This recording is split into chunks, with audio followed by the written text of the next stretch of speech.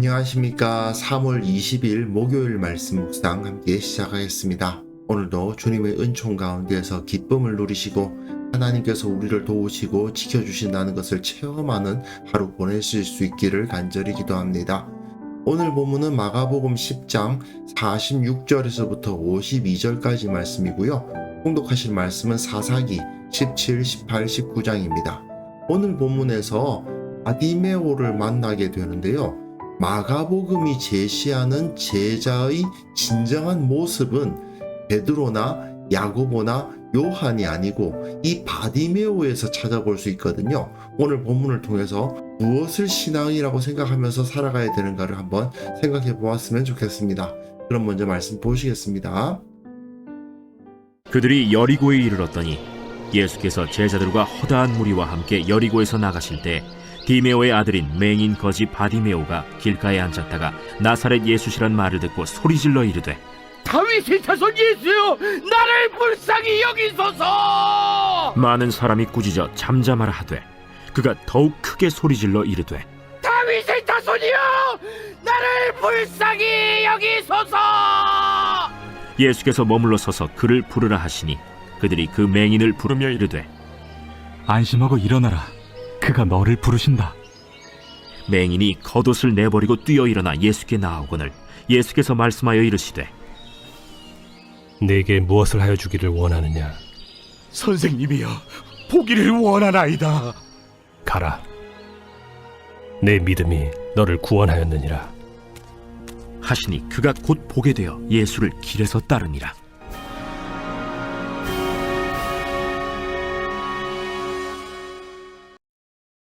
오늘 본문으로 마가복음의 길단락이 끝나는 거죠. 길단락의 마지막 부분, 하나님 나라의 제자도라는 것이 무엇인가를 보여주는 결론부인데 그 과정 가운데서도 이 바디메오가 답을 제시하는 겁니다. 이 모습이 바로 제자의 진정한 모습이다. 앞에서 이 재물이 많은 사람이나 베드로, 야고보, 요한의 모습을 다 제시했잖아요. 그 다음에 이런 사람도 아니고 베드로도 부족하고 야고보와 요한이 생각했던 그런 모습도 아니고 바디메오야말로 진정한 제자의 모범이라고 할 수 있고, 이 바디메오의 모습이 결국 예수님께서 십자가를 향해서 걸어가시는 그 길에 합당한 자의 모습이었다. 이렇게 설명을 하는 부분인 겁니다. 그게 결국 결론인 거죠. 그리고 오늘 본문에서 또 한 가지 생각해 보실 것은, 제가 예전에 마가복음에서는 믿음 1, 2, 3가 있다는 말씀 드렸었잖아요.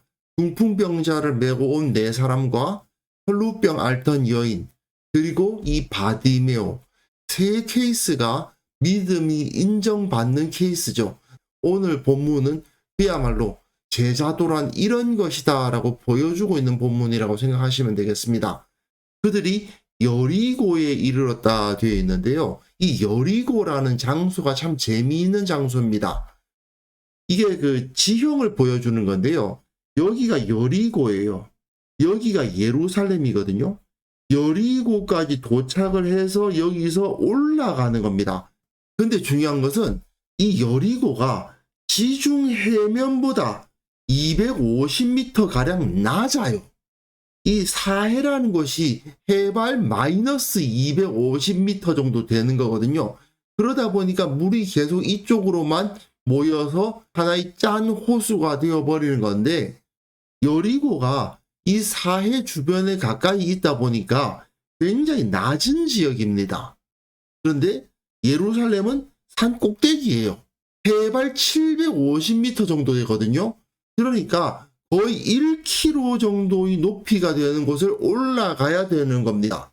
예수님의 목적지인 예루살렘은 높은 성인데 이 여리고는 가장 낮은 성읍이에요. 그리고 그 가장 낮은 성읍의 가장 낮은 자리에 누가 있었느냐? 바디메오가 있었다. 이걸 보여주는 거죠. 예수님께서 제자들과 허다한 무리와 함께 여리고에서 나가십니다.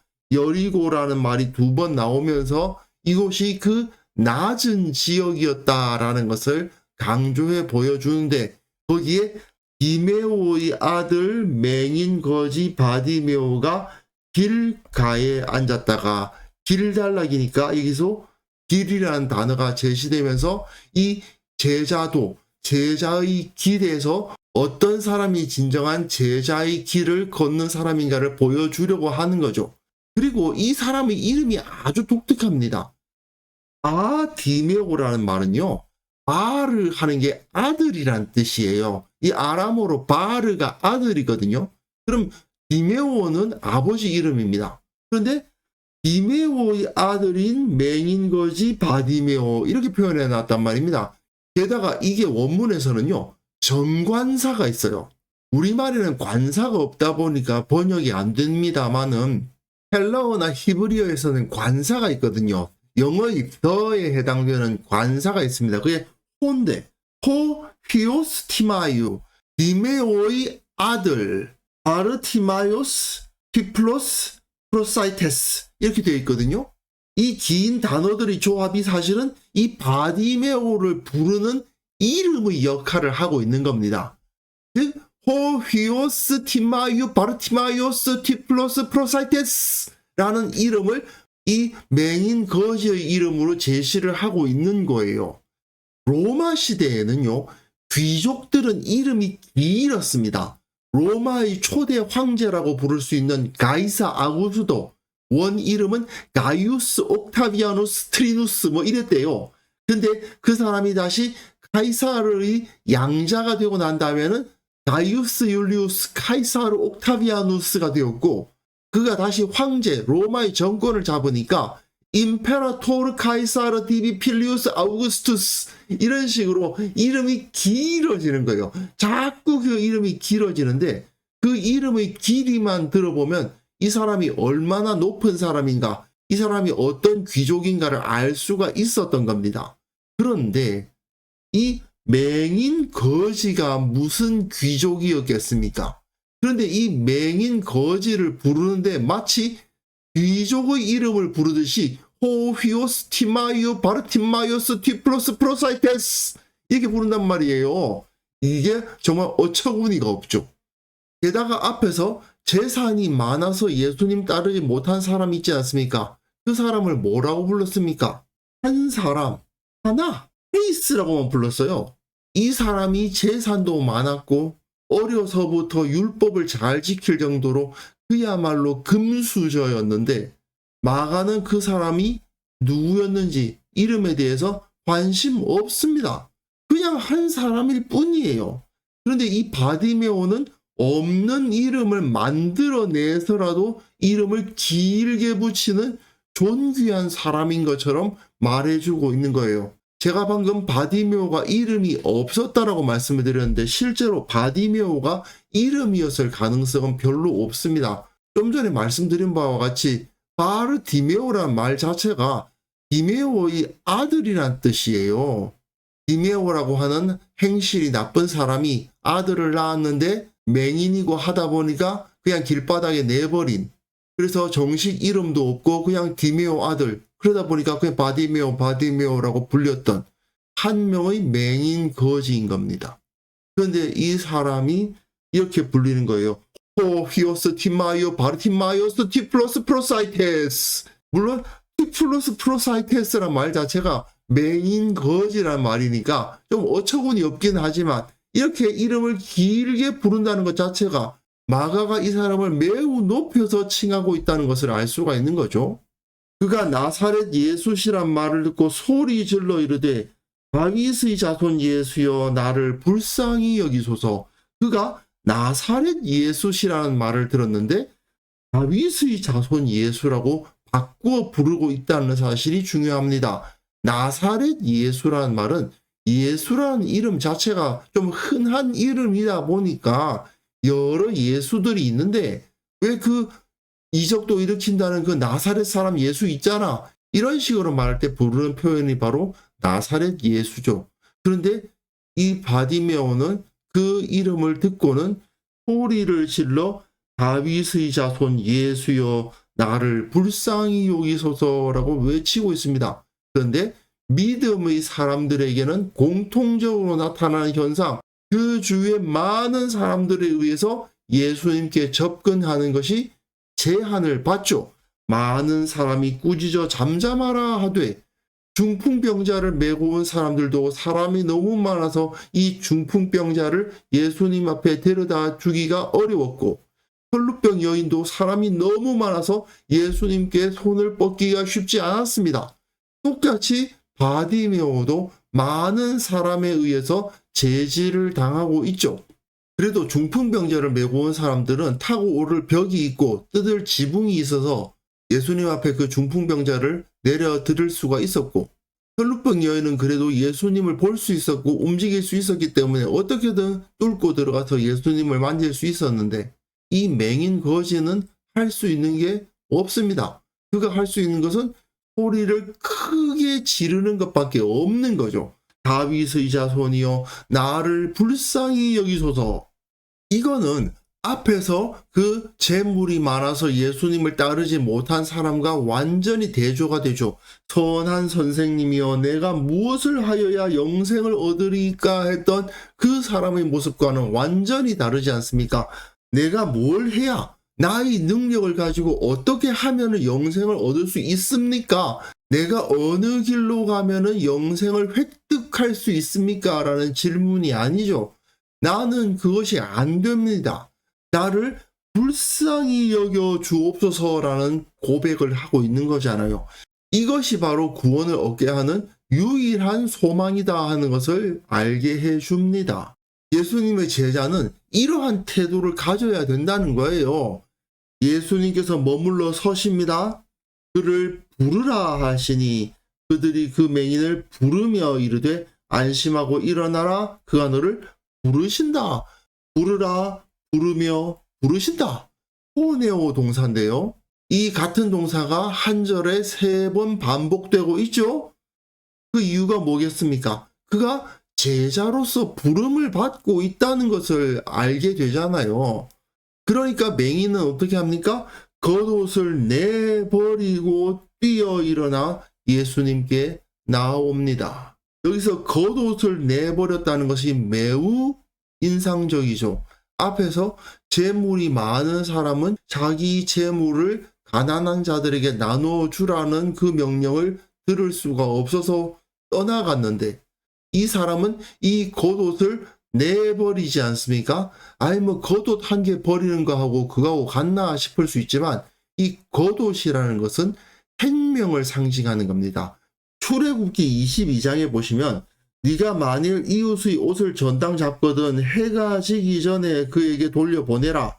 그것이 유일한 옷이라. 그것이 그의 알몸을 가릴 옷인즉 그가 무엇을 입고 자겠느냐. 그가 내게 부르짖으면 내가 들으리니 나는 자비로운 자임이니라. 이런 말씀이 있어요. 가난한 자들에게 허락된 최후의 재산이 뭐냐? 바로 이 겉옷인 겁니다. 그러다 보니까 이렇게 가난한 사람들에게 뭘 빌려주고 전당을 잡을 때에 겉옷을 전당을 잡을 수가 없어요.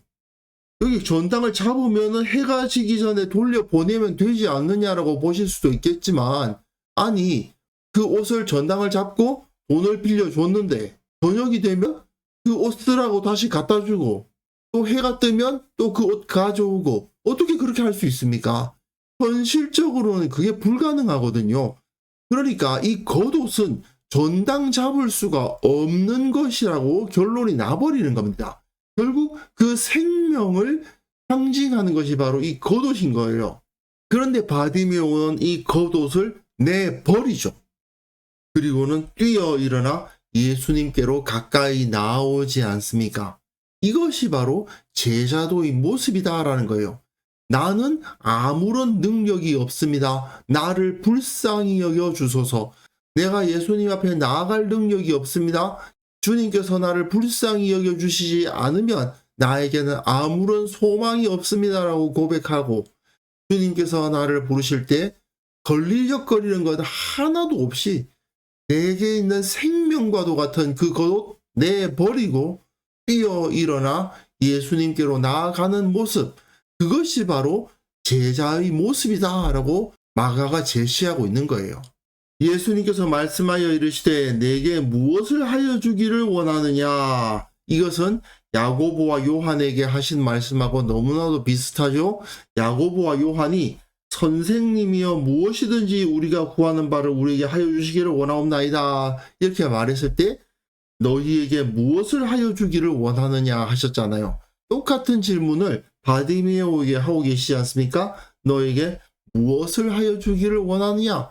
맹인이 이르되 선생님이여. 여기도 선생님이여가 나와요. 왜냐? 야고보와 요한이 했던 말을 떠올리게 하기 위한 장치죠. 야고보와 요한은 무엇이든지 우리가 구하는 바를 우리에게 해주시기를 원합니다.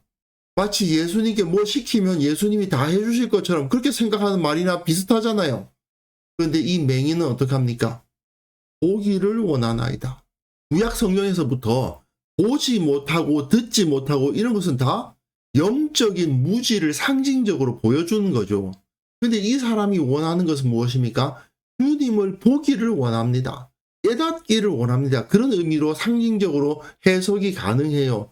게다가 선생님이여잖아요. 그러니까 선생님이여 보기를 원하나이다. 이 말은 다른 사람들이 듣기에는 선생님 저를 깨우쳐 주옵소서. 내가 하나님의 복음, 진정한 진리를 깨닫기 원합니다. 라는 말로 변형되어서 느껴지죠. 그러니까 예수님께서 뭐라고 말씀하십니까? 가라. 내 믿음이 너를 구원하였느니라. 내 믿음이 너를 구원하였느니라. 이거 어디서 봤죠? 따라 내 믿음이 너를 구원하였으니. 혈루증 여인에게 하셨던 그 말씀과 똑같은 말씀 아닙니까? 그러니까 그가 곧 보게 되어 예수를 길에서 따르니라. 다시 길 나옵니다. 앞에서 앉아 있었던 것도 길에 앉아 있었다고 되어 있고 여기서 또 길에서 따랐다고 되어 있잖아요. 오늘 본문이 비교적 짧은데 시작과 끝에 길이라는 단어가 제시가 되면서 이것이야말로 진정한 제자도다라고 마가가 제시하고 있는 거죠. 그 재산이 많아서 예수님을 따르지 못한 사람은 나를 따르라 하는 명령을 들었는데 근심하며 갔는 데 비해서 이 바디메오는 가라 하시는데 길에서 예수님을 따르는 모습을 볼 수 있습니다. 바디메오는 가장 낮은 자리에 있었지만 예수님을 다윗의 자손 그리스도로 인정할 뿐 아니라 자기에게는 아무 소망이 없으며 오직 주님의 은혜만이 유일한 소망이라고 고백하며 어떻게든 그 은혜를 받기 위해서 자기가 할 수 있는 유일한 거 소리 지르는 것밖에 없었죠. 그거라도 열심히 해서 주님의 부름을 받고 선생님 제가 깨닫지 못하는 맹인인데 보고 싶습니다 라고 고백함으로써 예수님을 따르는 제자가 된 겁니다. 마가는 이런 사람이야말로 진정 존귀한 자요 진정 예수님의 제자가 될 수 있는 자다. 하나님 나라의 존귀한 자의 모습은 바로 이런 모습이다라고 제시하는 거예요. 결국 이 길달락의 마지막을 바디메오 이야기로 마치고 있는 것은 제자도란 이런 것이다라는 것을 보여주기 위함이죠. 베드로, 야고보, 요한이 아닌 바디메오야말로 제자의 전형적인 모델인 겁니다. 예수님을 따르겠노라, 예수님의 제자로 살겠노라 고백하는 자들에게 이렇게 도전하는 겁니다. 네가 아무것도 아니라는 사실을 인정하느냐? 주님의 도우심만을 바라느냐? 어떠한 방해가 있어도 굴하지 않고 주님을 따르기 위해서 겉옷을 버리는 모습과 같이 생명까지라도 바치면서 주님을 따를 수 있겠느냐? 이렇게 우리에게 도전하고 있는 이야기가 바로 바디메오 이야기입니다. 우리는 모두 다 예수님의 제자로 부름받은 거 아닙니까? 그 부르심 앞에서 겉옷을 버리고 뛰어 일어나서 예수님께 나아갔던 바디메오의 모습을 우리가 가질 수 있어야 될 것입니다. 나의 한계를 주님께서 해결해 주시기를 간구하고 또 그 받은 은혜를 기뻐하며 계속해서 주님을 따르는 그러한 진정한 제자가 되어야 되겠습니다. 내가 주님을 따르기 위해서 버리지 못하는 그 알량한 겉옷 같은 것이 무엇인지 한번 생각해 보시고요. 오직 주님의 뒤를 따를 수 있다면 내가 어떠한 대가로도 치르겠다는 그런 각오를 우리가 가질 수 있었으면 좋겠습니다. 그래서 이 시간 함께 기도하실 때는요, 세상의 헛된 것을 벗어버리고 예수님을 따르는 제자로서 살아갈 수 있게 하옵소서. 우리 교회가 참 바디메오처럼 겸손히 주님만을 찾고자 하는 제자들의 공동체가 되게 하여 주옵소서. 함께 기도하는 시간 가졌으면 합니다.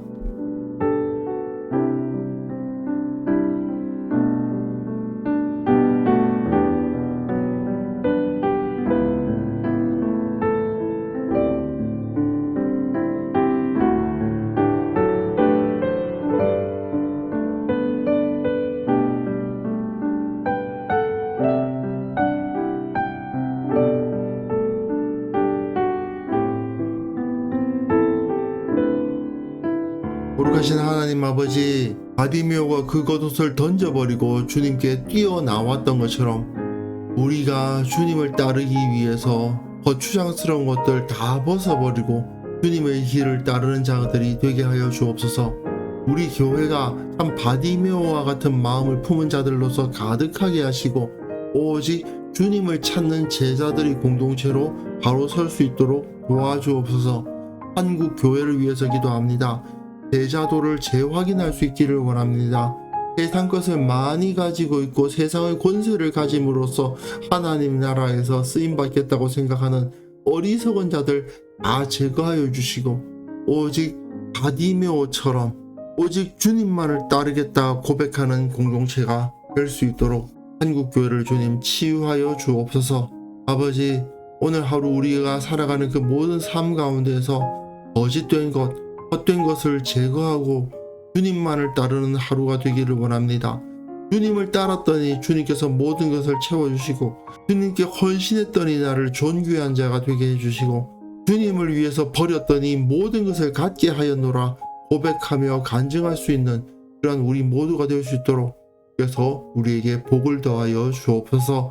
주께서 오늘도 우리와 함께 하시고 도우시고 인도해 주실 것을 믿사옵고 예수님의 이름으로 기도합니다. 아멘.